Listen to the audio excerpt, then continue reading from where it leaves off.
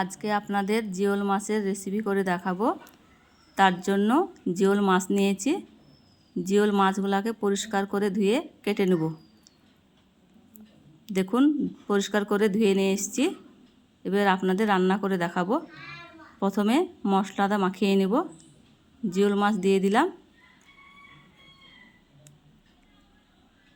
পেঁয়াজ বাটা, টমেটো বাটা, কাঁচা লঙ্কা বাটা, হলুদ গুঁড়ো, জিরে গুঁড়ো, ধনেপাতা কুচি, লবণ, সরিষার তেল সব কিছু একসঙ্গে মাখিয়ে নেব।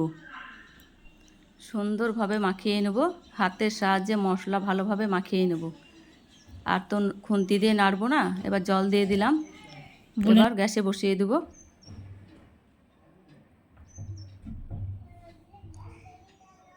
ফুটে উঠেছে, ঢাকনা দিয়ে ঢেকে দেব।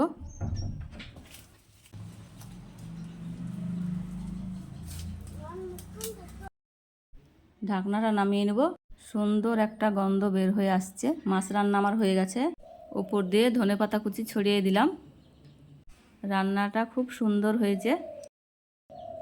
ভালো লেগে থাকলে লাইক, শেয়ার, কমেন্ট করে পাশে থাকবেন।